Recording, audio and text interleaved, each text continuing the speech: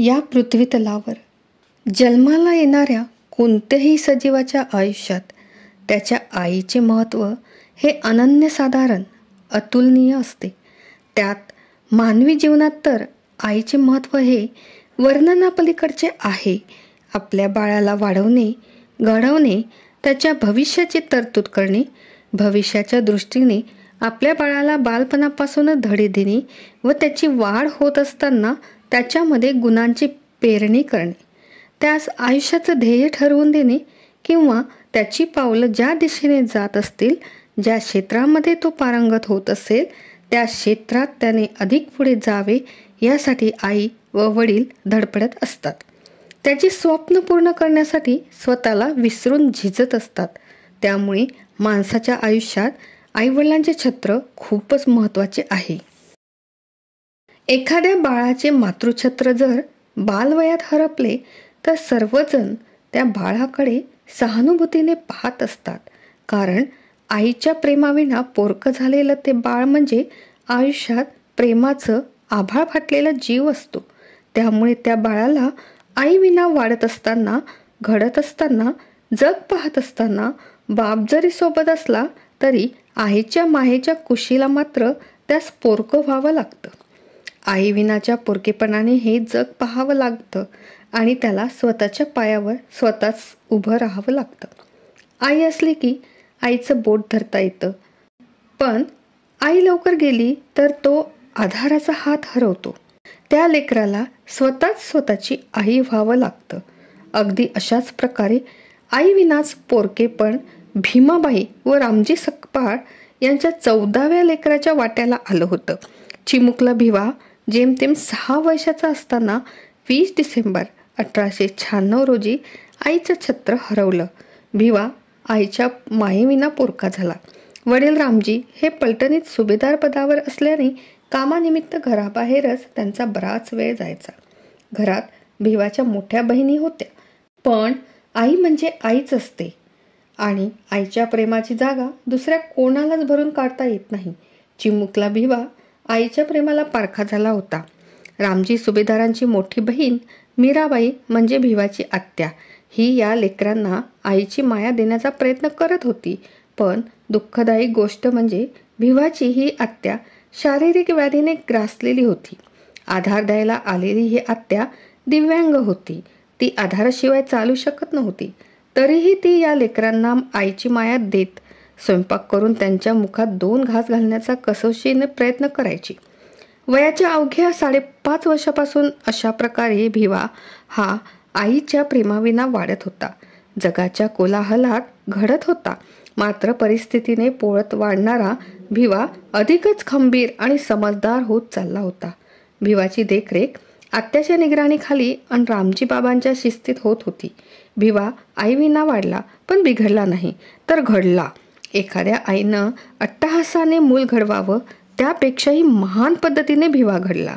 एखाद्या आईवडिलांनी ठरवलं तरी आपलं मूल त्यांना जसं घडवता येणार नाही तसा आईविनाच्या पोरकेपणातही भिवा घडला. कारण त्याला समज मोठी आली होती ती परिस्थितीनेच. यात आजच्या काळात, आजच्या पिढीने, विशेष करून प्रत्येक आईने, बापाने, मुलाने आवर्जून लक्षात घेण्याची ही बाब आहे. आज आपण मूलबाळ जन्माला येण्याआधीपासूनच त्याच्यावर गर्भसंस्काराच्या नावाने संस्कार करण्याचा व रुजवण्याचा प्रयत्न करत असतो आणि बाळ त्याप्रमाणे घडेल, वाढेल अशी अपेक्षा आपण ठेवत असतो.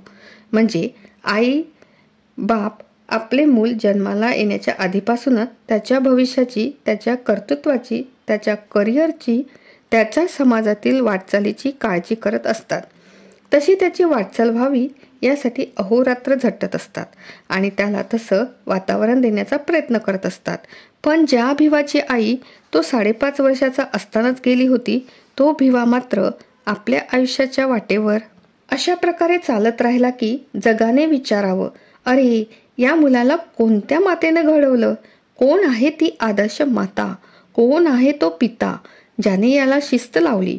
कोण आहेत ते माता पिता ज्यांच्या पोटी हे कर्तृत्ववान बाळ जन्मास आले? मुलाला जन्म देताना, त्याला वाढवताना कोणत्याही आईवडिलांची अपेक्षा काय असते?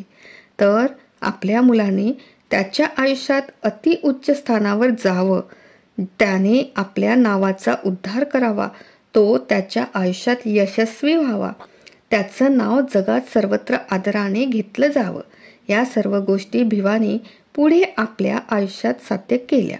पण तो पुढे जात असताना त्याला सावरायला त्याच्या आईचा हात नव्हता आणि तो यशस्वी झाल्यानंतर घरी आला तर कौतुकाने मायेने डोक्यावरून फिरत गालावर येणारा तो आईचा हात नव्हता. तरीही भिवा खचला नाही. आपल्यासाठी खस्ता खाणारा बाप भिवाच्या नजरेसमोर होता. घर छोटं होतं.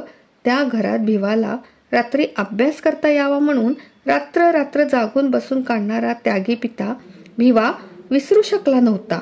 आजच्या पिढीने यातून हे लक्षात घ्यायचं की आई विना चिमुकल्या भिवाची सुरू झालेली ही वाटचाल जगाला डोळे विस्पारून बघायला लावणारी आहे. पण आज जगाच्या पाठीवरचा विचार केला आणि जागतिक निरीक्षणे नोंदवली तर लक्षात येईल की जगात डॉक्टर बाबासाहेब आंबेडकर हे असे महामानव आहेत की जगातील सर्वात मोठी लोकसंख्या, स्त्री पुरुष, मुले मुली, अबालवृद्ध सारे मिळून त्यांना आपली आई आणि बापही संबोधतात. हे काय आहे? असे का होते? कोणत्या उद्देशाने हे लोक त्यांना आपला आई आणि बाप म्हणतात? या गोष्टीचा जर विचार केला तर लक्षात येईल की आई विना वाढलेले डॉक्टर बाबासाहेब आंबेडकर हे आपल्या कर्तृत्वाने अखंड भारतातील आणि जगातील कोट्यवधी शोषितांचे मुक्तिदाते झाले. भारतातील सर्व स्त्रियांचे उद्धारकर्ते झाले. भारतातील कोट्यवधी जनतेच्या आयुष्यात त्यांनी आमूलाग्र बदल घडवून आणले. गुलाम म्हणून जगणाऱ्या अस्पृश्याच्या पिढ्यानपिढ्यांचा उद्धार डॉक्टर बाबासाहेब आंबेडकरांनी केला. त्यांच्या आयुष्याला संरक्षण दिले. संधीसाठी घटनेतून आरक्षण दिले. कालचे गुलाम आज राज्यकर्ते झाले. काल ज्यांच्या जगण्यालाही अर्थ नव्हता, आज त्यांचे आयुष्य सोन्याचे झाले.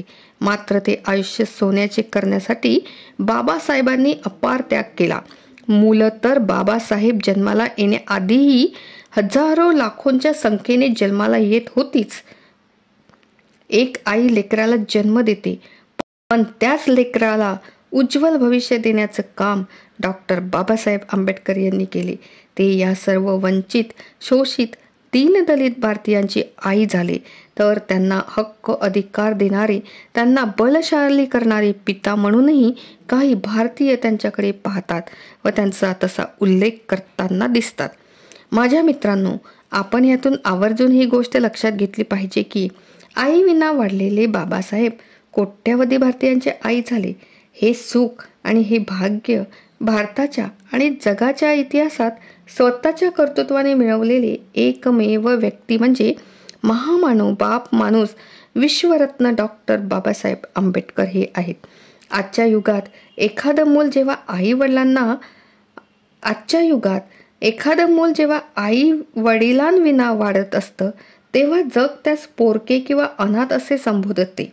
परंतु आज या भारत देशातच नव्हे तर जगातही जे कोणी स्वतःला अनाथ, पोरके, असहाय्य, अस्पृश्य, दलित, शोषित, पीडित, वंचित समाजात अशा प्रत्येकाच्या मागे त्याची आई आणि बाप बनून त्यांच्या पाठीशी खंबीरपणे उभे राहणारा विचार, त्यांना हक्क, अधिकार व लढण्याचं बळ देणारी आत्मशक्ती म्हणजे विश्वरत्न डॉक्टर बाबासाहेब आंबेडकर हे आहेत.